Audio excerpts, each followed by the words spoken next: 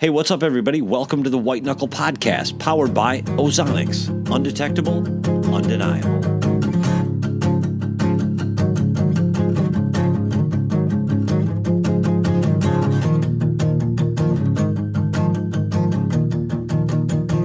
Hey, everybody. Thanks again for tuning into the White Knuckle Podcast. I want to apologize up front for the horrible quality of the audio on this particular show. I had to record this at the conference room at my office just due to some time constraints with Grant's schedule and my schedule. It disallowed me from recording it where I normally would record it in the basement of my house. So, with that, I just wanted to say I'm sorry. I think you'll still enjoy the interview. Grant's always a wealth of knowledge and always a ton of fun to talk to. So with that, let's get right into the show. Well, hey, everybody. Welcome back to the White Knuckle Podcast. I am joined today by Dr. Grant Woods, all the way down somewhere in the southern part of the United States. Grant, how's it going today? You know, really good. It's a beautiful day, and Missouri's bow season opens Friday, so this, unfortunately, this cool trend is leaving us. It's supposed to be like 90 degrees Friday, so I'm not excited about that. I did notice that I've been keeping a pretty close tab on the weather as well, because our season here in Wisconsin starts on Saturday, and I don't know if you remember our conversation from back in February. You were actually my first solo podcast, so all right. Thank you. It was a good one.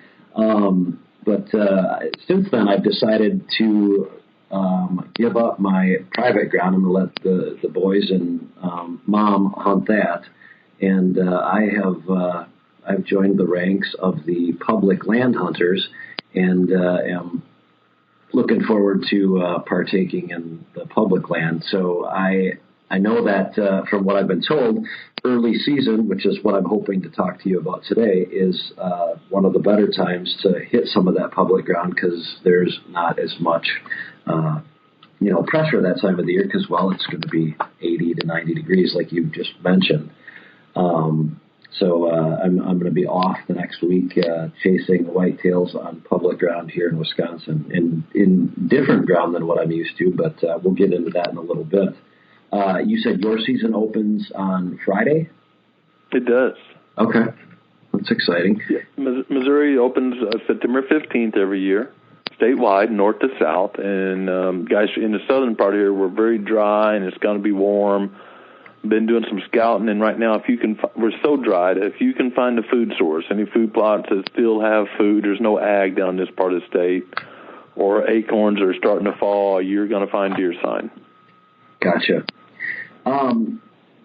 Speaking of acorns, and I know it's a hot topic, and a lot of hunters associate acorns with, sort of, I guess, white gold, if you will, and in my opinion, they can be, in some cases a help, in some cases a hindrance. One of the questions that I wanted to throw at you is what is the relationship when you have a lot of mass crop acorns and corn and things, and beans and things of that nature together? Like, for instance, I'm going to be hunting a lot of big timbered ridges, maybe 200-300 acres of timber, with ag all around it. That timber is filled right now with acorns. How do those things sort of screw up the situation, if you will? Yeah, okay, so I think you hear both sides of the argument, and both sides are correct. If you're like me and you have thousands and thousands of acres of acorns around you, then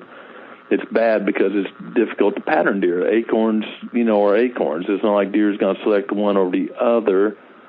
They like white oaks more than red oaks. Red oaks typically don't fall early season. White oaks do, so it's only white oaks on the ground right now.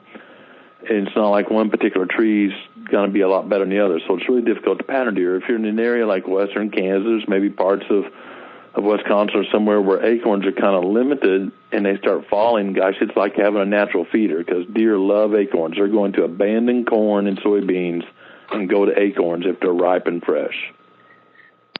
So, boy, that really screws up my whole plan, Grant. Yeah, I mean, if you're on an acorn ridge and there's white oaks, fresh white oaks dropping forget about the bean and cornfields and get in those acorns.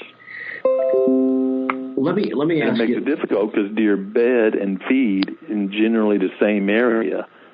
So approaching those situations from a hunter can be very difficult to get in there without busting deer. And I don't want to make this whole episode about me, and it's not, I guess, technically about me. It's not, because there's a whole bunch of people facing that same dilemma right now. Well, and that's the struggle. So I hunted my Sunday school teacher from fourth grade. I hunted his farm since I was 12 years old, and completely two very contrasting areas, relatively flat. There's a 60, 40, 80 acre piece of timber here and a little bit of marsh. And now I'm over in a different part of the state where it's, a lot like Buffalo County, which I'm sure you've heard of. And it's up and down, and it just, God made a masterpiece there. In my opinion, it's one of the most beautiful places that I've hunted. And it's just so different. And that is the $1 million question is, how is it that, my wife asked me that, and she's not even a deer hunter. We went for a walk on Sunday, and I'm like, look at all these acorns. And she's like, yeah, they're everywhere. And I said, yeah. And I said, this is where they're going to be, or they'll be down in the fields below. And she's like, well, if they're up here, and, we were looking for beds at that time. She said, the beds are back there. How are you not going to scare them out of their beds? And I said, yeah, it's tough to approach when deer often bed and feed in the same area when there's ample acorns on the ground. And acorns, of course, just think about the real biology here. Acorns are a high woody content. They're not going to digest near as quickly as corn or soybeans. There's a hormone that kicks in when a deer's tummy gets a certain part empty. It's almost like our gas gauge getting down a quarter tank. Says, hey, we need to stop and get some gas. Well, they're going to have, a desire to get up and feed. But when they're feeding on basically sawdust or acorns, it doesn't digest near as quick. And they're readily available, so they don't spend as much time feeding. A, they don't feed as frequently because their tummy doesn't empty out as quickly. And B, they can fill up so quickly when there's ample acorns, they're not on their feet very much. So those of us that hunt acorns year in, year out, like where I live, it's much tougher hunting than in parts of Wisconsin where there's corn bean acorns, and more of a bottleneck type situation. Okay. But when those acorns are on the ground, deer movement can be limited and the number of feeding bouts can be limited. Okay. And it can make patterning and hunting deer very difficult. And the other side of that coin is, again, you're in Iowa or Kansas or some big ag state, and there's very few acorn trees left, and there's an acorn tree dropping. It's like a legal feeder going off. Man, you find that tree, and it's the only one for 100 acres around, deer are coming to that tree. That's just a given. Well, you just answered my question. One of the pieces of public that isn't in the area that I had just referred to, we'll go call it Southwest Wisconsin, where it's quite hilly. It's over here by the Dells or the other side of the Dells, which is where I live. It's a lot more flat, but it's a lot of topple trees, and by and large, there's very few oak trees. And I put my camera a week and a half ago on this oak tree, and there has been, my camera is going off. It's a cell camera, a Spartan camera. It's been going off constantly while I'm sitting at my desk. They're in there all day long. Conversely, when we're on the other side of the state, I don't see that same type of thing. Yep. It's just, again, simple biology, that limited resource. So I'm always, as a hunter or a land manager, I'm always looking for the limited resource. West Texas, it may be water, or in a drought here, it may be water. But, deer need food, cover, water on a daily basis. Which one's the most limited that I have access to? Because that's where my odds would be best at patterning deer. In big row crop country, it may be cover. It may be, gosh, you've got the only CRP field for a mile in every direction, and all the deer want to bed in there. Or all the beans have been cut, and there's one corner because it was wet or whatever didn't get cut, and all the deer are feeding there. And same thing with acorns. If this time of year, if you're in an area that's predominantly pine or open ground or whatever, and then you find an acorn tree that's productive, especially a white oak acorn tree that's productive, that's absolutely a hot spot. Okay. So let's talk about what Grant Woods does come Friday? Friday, the temperature here is supposed to be 90 with a southern wind. Now, we all know it's tough for weather people to give an accurate forecast 2 or 3 days out, but that's the forecast right now. And we have a big mature white oak tree that's about 20 yards in front of a redneck blind in the middle of a 3-acre food plot. And it is dropping acorns, and it's just so easy for the deer to feed there. It's one of the only big mature white oak trees on that ridge. There's lots and lots of red oaks, but very few white oaks. And it's dropping in a food plot, so it's real easy for them to feed there. So my daughter, who's a first-year college freshman, is returning home to bow hunt. So Daddy is super excited about that. She's going to get the pick of the litter as far as stands on the property, and that's probably where I'm going to put her. She'll be in that blind with a nice 20-yard shot with basically what we call a feed tree, a white oak tree that's dropping acorns right in front of her with a favorable wind. So pretty much good chance, unless I find something better, that Raleigh's going to be hunting out that blind. Let's say that tree's not present. You're in relatively, again, is it mountainous country, hill country? Yeah, those aren't mountains. So mountains being relative, our mountains go up and down about 400 feet. On our property, the ridges go up and down 400-plus feet 7 times. So our valleys are real narrow, unlike Wisconsin ag valleys. Our valley may be 20 to 40 yards wide. Okay. And the wind swirls so much in those tight valleys. Except on a strong northern wind day, we just can't hunt those valleys. They just swirls too much. Okay. Or some other weather phenomenon going on. But we like a north wind because our valleys tend to run north and south. So a north wind means the wind and thermals on a cool day, we're going to have a colder day if it's a north wind, are in our favor, pushing the scent down the stream. So we hunt those a lot on north days and hunt the ridge tops on every other wind direction. So I'll be on a ridge top somewhere to stand. I described about Raleigh's right on a ridge top, and I'll be on a ridge top because the wind is more constant on ridge tops than valleys, so we prefer a ridge top stand. And I'll be on a ridge top somewhere, by acorns, because acorns are starting to fall here, and that is the name of the game this time of year. And that's primarily because you don't have as much ag present there as maybe there would be in other places in the world. There is no ag. I've got the only soybeans, or someone else has a soybean food plot maybe, but there is not a combine anywhere near me, period, not one. Okay. Well, that narrows things down. There's no grain trucks, no silos. This is, think of West Virginia, those type places. There is no ag here. Gotcha. Okay. Well, then, let's say the 15th of September through the 1st of October arguably is got to be an odd time for a whitetail, and I don't know if that's a good way of putting it, but they go through a lot of changes, correct? Yeah, it's a real transition, just shedding velvet, and that's a physical thing we see, but what's really going on is massive hormone changes. And a lot of guys will pattern deer in soybean fields. It's really common throughout most of the whitetails range, and just about this time of year when season opens, boom, those bucks are gone. And they're not scooting across the county. Deer, especially mature deer, almost never leave their home range. When they do, it's like for a day. Maybe predators chase them, or they're after a receptive doe or something. But they have tremendous fidelity to their home range. But they will use different parts of their home range based on, again, those limited resources of food, cover, water. So soybeans are starting to mature, ripen, maybe turn a little yellow or brown, depending on where you live. And they're not going to be palatable until they start making pods, or the pods become ripe.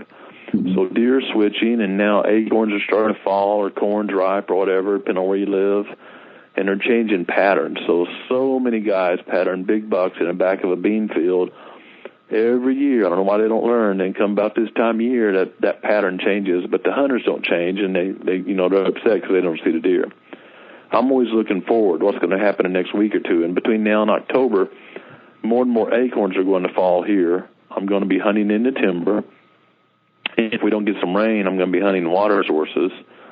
Deer, I will have my grunt call with me every day, and sometimes deer will respond. I find this time of year it's either neutral or positive.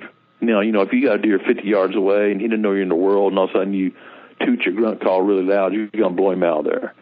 But if I see a deer 100 yards away or closer, I'm going to blow it real lightly. I'm going to keep blowing it a little louder till he acknowledges it somehow. He turns, he perks his ears, whatever.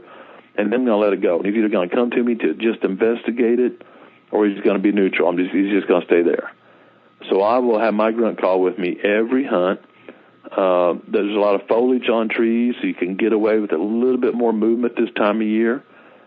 A lot of southern winds this time of year, so I'm going to be, just thinking ahead unless we get a cold front, and that's a north wind. If you're in an area where there are no acorns, it's all pines or ag or something, in this transition time, I'm looking for what food is available now, and it could be corn, it could be persimmons, what are deer going to now? And a big thing this first part of the season is, a lot of buddies are going to tag a deer. Man, this sounds odd, but folks hear me clearly. Go to where they gutted that deer. Literally, go there. Take your knife, hold your nose if you have to, and look against the abdomen or tummy and see what deer are eating in your neighborhood. That is the best way to scout deer. I call it scouting from the skinning shed. And an even better, more refined tip, if your buddy harvests a deer, be there when he's eviscerating it or gutting it, and not only look in the tummy, but then go up the esophagus and see what it was eating not last night, but an hour ago, 30 minutes ago, 10 minutes ago before it was harvested. And that tells you the direction it was coming from. Okay. And I have tagged a bunch of deer on what we call that MRI, most recent information. If I can get my fingers in a deer's tummy and see exactly what they were eating and know the time of day it was killed and go up the esophagus and say, okay, there was corn in the tummy, so it was in so-and-so's crop field last night, but then it's full of a certain type of browse or persimmons or whatever, and gosh, right down the esophagus, a few inches with some persimmons. I'm going to find a persimmon tree next to that guy's stand, or I'm going to find some persimmon trees where I hunt and key in on those. So using that information, that MRI, most recent information, is critical this time of year. Interesting. Oftentimes in today's day and age, we get used to thinking about MRI from something like a trail camera. And, certainly trail cameras are great and they have their place. But that kind of is pretty definitive in terms of what they've been eating and how long ago they've been eating it. I'm a huge trail camera fan. I love trail cameras, and we run a bunch of them, but I tend to put my trail cameras on the edge of, we don't have fields here, but big food plots or places like that where I'm a step or two from the yum haul to get to them and check them. I don't want to put my trail camera a quarter mile back in the woods where I'm alerting deer once a week or going to change batteries or get a card. Even with a cell phone camera, I got to change batteries or do something. So sure. Most of my pictures are nighttime pictures.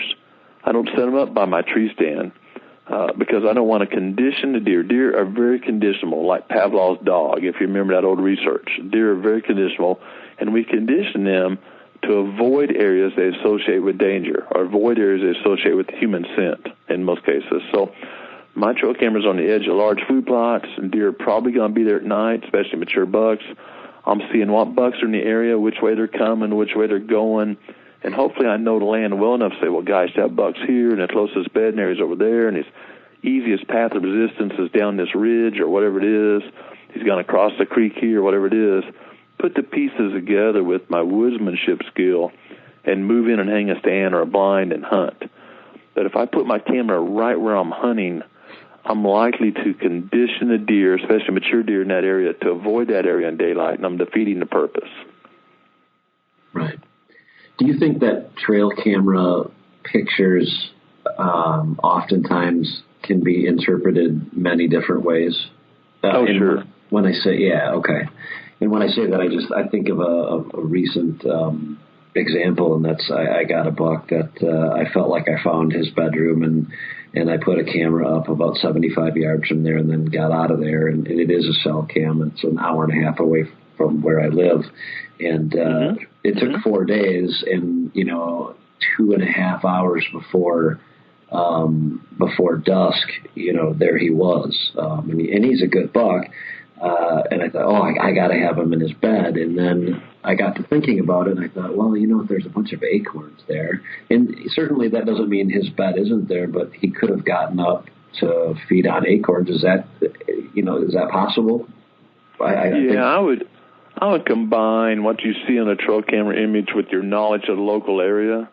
versus just taking a trail camera as, 100% accurate. I would always combine the factors I have. Why is he there? Because anything can happen. Coyotes can chase him in front of it, a trespasser walk through the area, anything that. I mean, sometimes, and not often where I live in these mountains, but sometimes you can just get a deer patterned. Sure. And that, where most of that happens is states where it's illegal to feed, not legal to feed here, and states where guys are hunting over feed or whatever. I mean, yeah, you can get a deer just so conditioned to the free feed that they're coming in day after day after day. But that's a rarity, and in most states that's not legal, and that's a rarity. So when I'm using trail cameras in natural environments, trails, scrapes, rubs, anything like that, you rarely get that lockdown, gosh, I got to be there at 2:30 pattern. It's more of a, I think they're in this area, where can I put the odds in my best favor? Okay. As far as early season tactics that Grant Woods uses, would you say there's one that is just a tried and true method, or what tactics do you employ typically in the early season? Okay, so in early season, I'm going to gamble there's going to be some warm days. Deer now are, of course, they're turning gray. They're getting their winter coat on, and deer don't have sweat glands, so it's tough for them to get rid of body heat. So water can be a factor this time of year. If it's dry, if you're in a swamp, there's water everywhere. You can't pattern them. It's like acorns being everywhere. Again, we're always looking for the limiting factor. But I'm going to make the assumption that deer are, if it's warm, it's not a cold front, it's warm, and deer are gray or have their winter coat on, they're not going to get to primary feeding areas until right before dark. So I'm going to try to put my stand between where I think they're bedding, and if it's warm, they're going to be bedding in shade. A lot of people think, a bedding area is like our bedroom. They go the same place every day. That's not true. They may change where they bed multiple times a day based on conditions. It's cool in the morning, warm in the afternoon, whatever. So probably going to be here. They're going to be bedding on a north slope in the shade, trying to stay cool. They're going to move to food, and I'm going to be between the north slope and food. I'm probably not going to be at food, and I may or may not. But if I'm at food, it's because there's a bedding area very close to that. Because they're not going to get there much before dark if the bedding area is very far away. So early season, I'm trying to cut the distance down they're traveling so I can see them during daylight. I want to get as close to the bedding area as I can without alerting them. Okay. So then it'd be accurate to say that you're not hunting a field edge. I may. Again, we're in a drought, and food's a real limited resource. So I'll check trail cameras one more time tomorrow before I go hunting, and just not for a specific stand, but to pick up a general pattern. What time are deer getting to the fields? Which way are they headed? Which way are they coming from? And if I think, gosh, they're so hungry, they're getting here at an hour before daylight or hour before dark, then I sure may hang right on the edge of a field. Okay. But my typical early season rule of thumb is be as close to bedding as I can without alerting the deer. You mentioned that you said that deer will change their bedding depending upon conditions, and you mentioned a couple things. The conditions, I assume that you mean weather, wind, and when I say weather, temperature is probably the biggest factor, right? Yep. And, predators, pressure, you're talking about hunting public land, pressure, whatever. But, I think a lot of hunters, most guys, they can return to a set bedroom every day of their life unless they're going on an out-of-state hunt or something like that. So they think deer have a bedding area as in this 10-foot by 10-foot square. And that's absolutely not correct unless, again, you're in a heavy ag area and there's only cover, all the crops have harvested, and the only cover is to one CRP field close by or drainage ditch or something like that. If there's ample cover around, deer often get up and move and change bedding areas multiple times a day. We know this from GPS collars. So I'm thinking about where they're bedding based on conditions. And for an afternoon hunt where it's warm, they're probably going to be bedded on a north slope or by some water or somewhere where it's cooler to try to dissipate heat. Okay. All right. So you're going to key in on that north-facing slope because it's likely, the sun obviously isn't hitting that. Yeah, and I may not hunt the north slope, but I'm going to know the deer on the north slope, and the food is wherever, and where can I get in between there to cut them off? Sure. Well, that makes complete sense. All right. any feelings in terms of, I'm assuming when we're talking about the aforementioned things there, that we're talking about an evening hunt. Yeah, it's tough in the mornings. Deer tend to be active in the mornings this time of year when you're going hunting, and they're on a food cover pattern now. Food cover, food cover, food cover.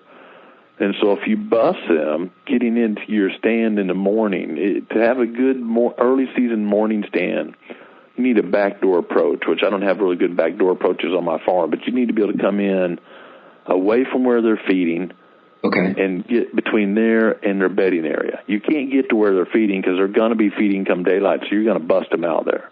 Okay. So I want to get between where they're feeding and where they're bedding and be able to approach that area in such a way that I'm not alerting them. So I give up most morning hunts. If the conditions are right, I love to hunt mornings. I love it because there's more time to take care of a deer, blah, blah, blah. But right. if there's conditions are right, I will hunt the morning. But if it's really hot and I think they're going to bed pretty early, I'm probably not going to hunt because I don't want to blow them out there for the afternoon hunt. So if you had a situation where you felt like you could get in there relatively undetected and you had the right wind and you could get into the bedding area or relatively close to that bedding area, if it was forecasted to be a high of 80 or 90, would you still stay home? No, if I can approach, hunt, and exit without alerting the deer I'm trying to hunt, I would hunt. If I've got to drive through the big field that I think they're feeding in or walk through an area to get to my stand, to get to the back door of that feeding area, then I'm not going to do it. Because I'm going to booger them up, and they're going to stay boogered up for a few days. Let me selfishly ask another question. In Wisconsin here, you could have 4 different fingers of timber that go and make 4 different pieces of lowland that have ag in it. So you're going to give up one of those by walking through it.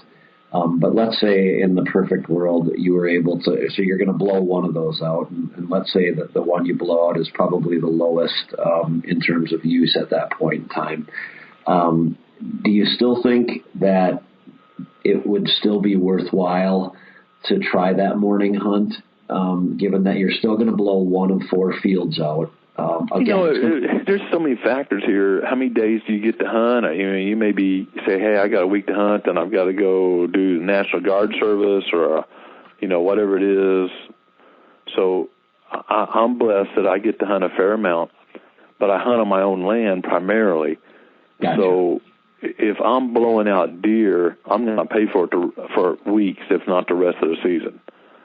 If I'm on a suitcase hunt, and I'm like, I'm only here for a week, then selfishly, I'm going to hunt every day I can, morning and afternoon. Right, because you can't kill them on the couch, I guess. Okay. Right. So, but if I'm hunting if I'm hunting Granny's 80 acres, and that's where I got to hunt this year, all season long, and I think I'll have an equal chance to hunt late season as I do early season, I'm going to be very cautious not to alert those deer. I think that's one of the number one issues with American hunters, is they don't respect that deer have memory, and their number one goal or number one motivating factor is not the rut or not food, it's survival. So they willy-nilly through the woods and alert deer and then wonder why they're so tough to see the rest of the season. Do you think, Grant, that that's true? I'm not quite sure how to phrase it. Do you think it's true in areas that are heavily populated as much as it's true in areas that aren't as heavily populated? Well, there's no doubt deer get conditioned to other things than accept them. They see the farmer's truck driving to get his cows every day. They probably don't even get out of the way of that truck after a while. They see a strange truck pulling a pasture, they run like crazy. We've all experienced or know of stories like that. Sure. But let's think about this. Okay, so in city parks, deer tend to be more active during daylight at night. Because at daytime, there's no threat. There's people jogging, walking, most of the dogs are on leash, whatever. But at nighttime, the coyotes are out, the booger bears are out, whatever's happening. And those deer move more in daylight than they do at night. Sure. In the hunting woods, like public land and whatever, the army of predators, i.e. humans, hits during the daytime most of the time. And they get really conditioned to be nocturnal pretty quickly because their number one motivating factor is survival. So whatever you're doing, if you're hunting on a dairy farm and a guy's checking his cows every day on a four-wheeler, my guys do everything you can to get access to that four-wheeler, not a four-wheeler, that four-wheeler that smells like that four-wheeler, the transmission shifts like that four-wheeler. I'll give you an example. Years ago, I had contracted a very large popular golf course in America. I can't say the name because they don't want people to know what's going on, but you've probably seen it on TV a bunch of times. And we had to remove a whole bunch of deer because they're eating up all the golf course plants and azaleas and whatnot. I know It's a tough job, but somebody's got to do it. and we would shoot between 11 p.m. and 4 a.m. We'd tell the sheriff we're in there, had permits, all this kind of stuff. And the deer went to research. It wasn't just out killing deer.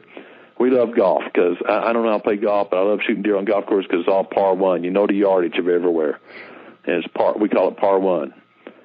And so the first year we just use our rig. We have a special thing that we put on the bed of the truck that swivels and seats and lights and all that stuff. We call it the Death Star. And we piled up a bunch of deer the first year. But they got used to our truck. They'd hear the sound of our truck coming. Man, you couldn't see a deer out of our truck. So second year we got wise. Said, hey, we're using something they're really conditioned to. We're going to use a golf course manager's truck. We got permission to use a golf course manager's truck. He's all around the thing all the time. They know the transmission, know the sights, know the smells.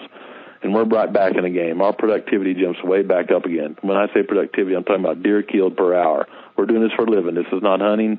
This is how we feed our family. But after a while, golf course manager goes, Grant, I think you've killed every deer on this place. I don't even see deer and I'm driving around. But the plant manager is still talking about the azaleas being eaten. So the third year of an 11-year contract, we pulled out the secret weapon that they never could adapt to. And that secret weapon was a golf cart. They saw hundreds of golf carts every day or bunches every day. And they just, 99.9% of golf carts they saw never did them any damage, ever. They were totally conditioned to them. So when we tooted around, even at midnight, in a golf cart, they'd stand right out on the fairway. And that's how much memory deer have and how much I think most hunters don't realize that deer want to survive. Well, you just answered one of the questions that my wife and I had a long debate on Sunday evening on the way home from going for that walk. She was asking about deer hunting and things of that nature, and I really didn't know how to answer the question because a week prior to that, we were on a horseback ride in the Dells where we live, and we went and paid we took our 6-year-old and we went for a horseback ride. And every night when I go home past this horse ranch, there's anywhere between 20 and 40 deer feeding out in this 40-acre alfalfa field, which is right by the horse corral. And when we were on our ride, we we're on these horses and people are talking and carrying on, and we rode by, I would say, 2, 3, possibly 4-year-old bucks and countless deer. But yeah, I guess now that you say it, it makes perfect sense. No one off of one of those horses has ever harmed them, would be my guess, which is why they're laying there. And I don't suppose it's different for any other thing that comes into contact in their world. Is that kind of what you're saying? Yeah, conditioning works both ways. They can you and I are probably I'm sitting in my office. I'm very safe here. I don't even worry about it. If I was sitting in Iraq right now, I wouldn't be just sitting here in front of the window talking loud and enjoying the conversation. I'd be going, gosh, I look strange. These, people around here want to kill me. I need to get in some cover somewhere. And so our conditions and what we've been conditioned to accept as normal, it's kind of like once you ride the roller coaster 4 times, you realize it's not going to kill you. But the first time you ride it, you're going, oh my gosh, I'm going to die. Right. And so deer are the same way. And so we are on our property all the time. I mean, we're literally out here working 6 days a week on the property all the time. My interns are out here. My employees are out here. I mean, we wear the roads out on this place, planting, checking trail cameras, hanging stands. It's doing a myriad of things. Sure. So people go, gosh, there's so much disturbance. How do you hunt that place? But we use the same trucks to hunt out of and the same Yamahas to hunt out of as we do to work out of on a daily basis. And we never shoot out of a truck or off our UTV or whatever. So driving through the property, deer are not conditioned to be afraid of those because there's no reason for them to be. But if a strange vehicle goes through our property, you're not likely to see too many deer when you drive through there. And so everyone worries about these magic bullets, and, boy, I'm going to get this or do this. And there's some good products out there, but more importantly, what's working in your area? And I get emails all the time, do forward or spook deer? Yes, no, and maybe. I used to manage a club in South Carolina. It was a big piece of property, and the hunters didn't quite have enough money to pull the lease down. So every Tuesday and Thursday, a motocross group leased it, and there'd be, 20 to 100 motocross bikes, depending if it was race day or not, zipping through the woods everywhere, just ripping. And Tuesdays, they had all these trails made. Tuesdays, they'd ride them one way, let's say clockwise, and Thursdays, they'd ride them counterclockwise because they were doing so much wear and tear, they'd switch it up. I mean this literally. Sure. And the hunters are going, my gosh, this is going to be horrible. I said, no, this is the greatest thing in the world. Within a month, these deer are going to get so conditioned to all this noise and all this scent and everything, and they're going to walk right down these trails. This was pine forest, thick. And the motocross club spent all this money creating these trails all through the woods and, over everywhere. And the deer are going to use these trails to get from point A to point B. You're going to know exactly where to put your stands, and that's exactly what happened.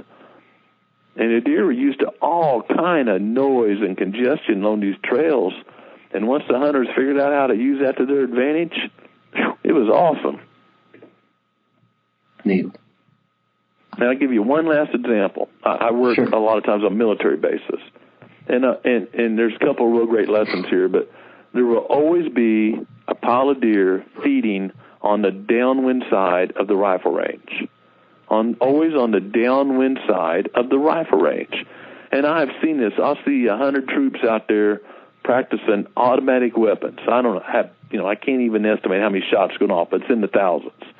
Sure. And just a few yards off the firing line will be deer feeding almost always on a downwind side.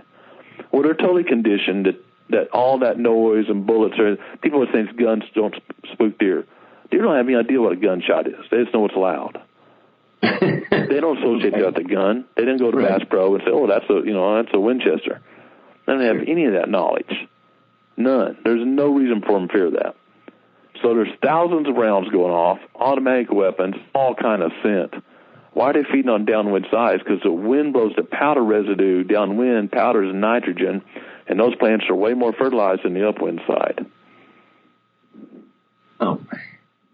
Well, that went a completely different direction than what I was expecting, but that makes complete sense. That's incredible. Yeah, and they're conditioned to all those shots. Both my kids shoot competitive trap, and I've been at the National Trap Championships many times at Sparta, Illinois, and just out of range. I'm talking down behind the trap houses, the direction we're shooting. 7, 8, 9 shot flying that way all day long. If you're not familiar with the National High School Trap Championships, there will be over 1 million shots fired in a few days. It is loud and constant shooting to get all those kids through there. And past the trap range where they keep mowed pretty short is native grass. And I see deer out there feeding all the time right when kids are shooting. Matter of fact, it's a huge distraction to the kids. I always want the deer to feed, behind our competitors and not us.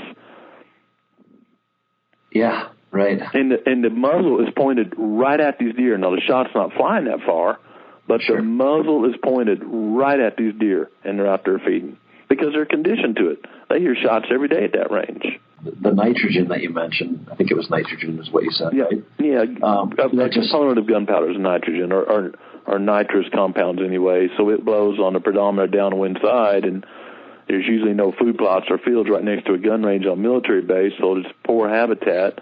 All of a sudden, you got this area that's got a whole bunch of nitrogen on it. But it's going to grow some good grass. Gotcha.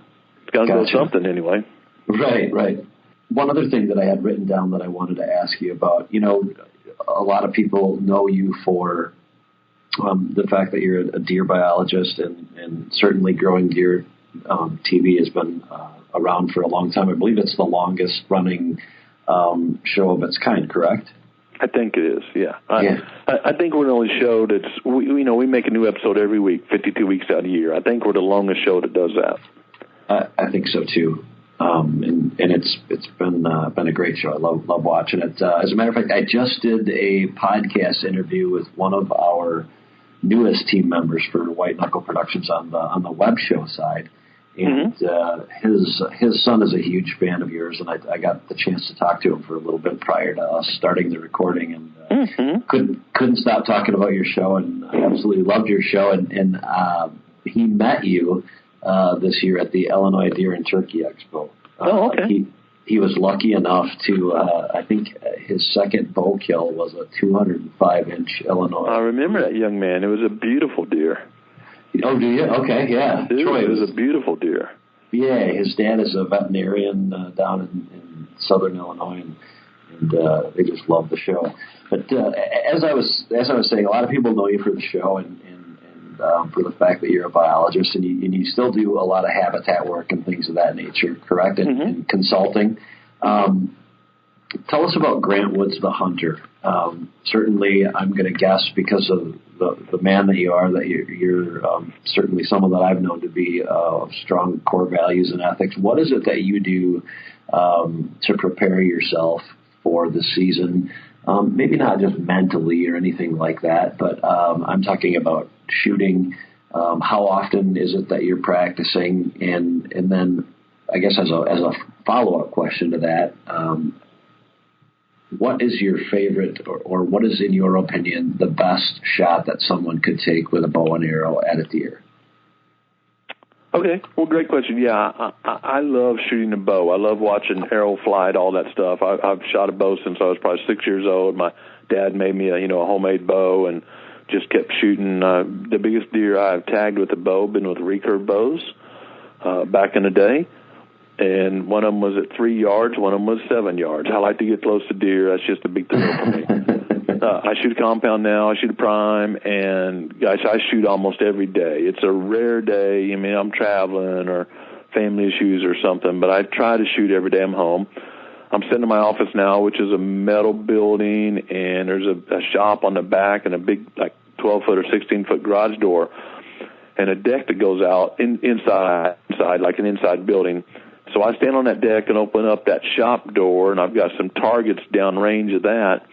And so I'm shooting like I'm out of a tree stand, because I think a lot of guys fail to practice that tree stand shot, and you got to bend at your waist. If you just drop your bow arm, it totally changes your anchor point and everything else, and often you're having, an errant shot, or it doesn't hit where you want. So getting that mental practice, that muscle memory of bending at the waist when shooting from an elevated position is really critical.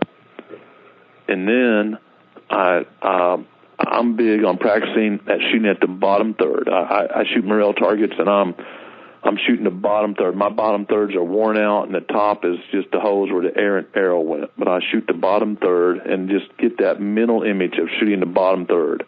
Always shooting the bottom third, not the center of the kill zone. I don't ever shoot the 12 ring. I'm always shooting at the bottom third. The deer are bowing a lot anymore, and a lot of deer drop. They're not dropping because they heard a bow go off. They just heard something, maybe the bow, maybe the fletchings in the air, and they're not dropping thinking, I'm going to duck this arrow. They're just loading their legs to sprint, just like a sprinter getting down in blocks. They're just going to drop and run. So I'm going to aim low, and I'm either going to heart shoot them or they're going to drop, and I'm going to shoot them in the center of the kill zone. Unless they drop so much they duck my whole arrow, which does happen time to time. And I shoot way further than I'm willing to shoot a deer. I probably won't shoot a deer more than 40 yards just because there's so much that can go wrong. They can certainly move faster than the arrow can get there, no matter what bow you're shooting. So there's just so much that can go wrong. But I practice at longer distances, so 40 doesn't seem so far. Or 30 seems really good, and 20 seems like a chip shot. Sure. And my favorite shot would be on the ground shooting through a deer, because you're going to get more of the vitals. Anytime you're elevated, every, degree you're elevated over the deer. And I said degree, so I'm thinking sharpness of angle. So if you're elevated at 20 feet high and you're shooting at a 40-yard deer, you're not changing your angle that much. If you're 20 feet high and you're shooting at a 3-yard deer, that kill zone is extremely small to get both lungs. And by the way, if you're shooting a deer really close, it's got in close to you, it's under your stand, it's often better to pass that deer and let it walk off. But if for whatever reason you feel you need to take that shot, you're going to want to hug the spine on one side, and it's going to come out barely on the other spine on the other side, because if you shoot on the side of a deer, it's a one-lunger. The arrow doesn't have that flat angle through the deer to get both lungs. So if the deer is really close and you're shooting down on it from an elevated position, you've got to hug the spine and take out the top of one lung and the bottom of the off lung. I think a lot of guys make a mistake of trying to shoot the side of a deer when they're close, and because of the steep angle, they only get one lung. So my perfect bow shot is, 20, 30 yards, and I've got an angle where my arrow is easily going through both sides of the vitals. One lung can be a problem, can't it? Horrible problem. Horrible. At best, it's a lone trail job, and more than likely, it's a non-recovery. But likely a dead deer. Likely a dead deer. Not always. I've through all these golf course work and military work, we put our fingers in a whole bunch of deer, and it's not unheard of to find a broadhead in a deer, and the deer looked perfectly normal when you shot it. It's not sick and going, woe is me. It'll be calcified over. We'll be collecting samples out there. We don't just shoot deer. We're collecting samples. All the meat's donated to appropriate charities and whatnot. And we'll be going through there, and all of a sudden there's this hard calcified ball, and it may be an injury. They may have lodged a stick in their body or something like that, or a piece of wire, or it could be a projectile like a bullet or a broadhead. Right. That's a topic that we got into just because Clint, the person that I referenced earlier, is a veterinarian, we talked about the fact that you can one lung a deer, and it may live. Absolutely. Certainly not the rule, but like you mentioned, it I'm going to say it happens more than not, and when it wouldn't happen, it's because there's a secondary infection.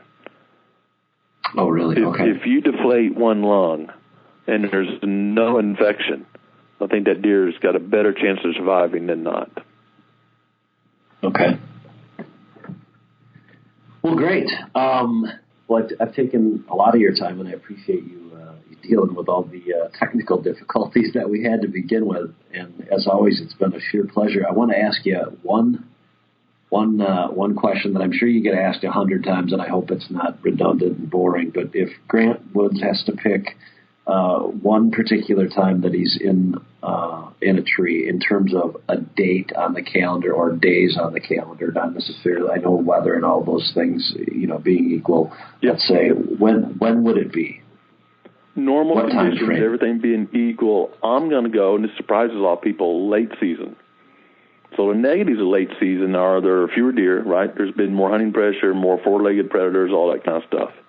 The positives are, and here's some really strong positives. There's limited food resources, so it's easier to pattern deer.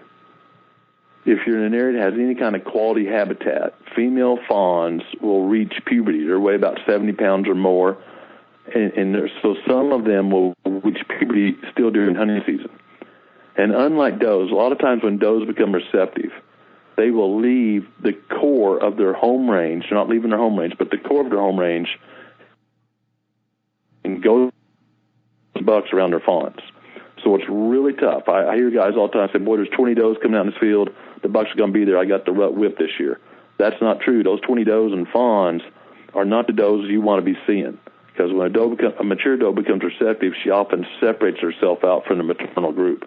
In late season, if you're in an area that's healthy enough, the habitat's good enough, fawns become receptive, they haven't been the problem yet. They don't know how bad boys are, and they keep going to the same food source every day like clockwork, and they will drag those mature bucks right out there. And I have tagged more mature bucks during late season over a food source when they were following that receptive fawn than any other single technique.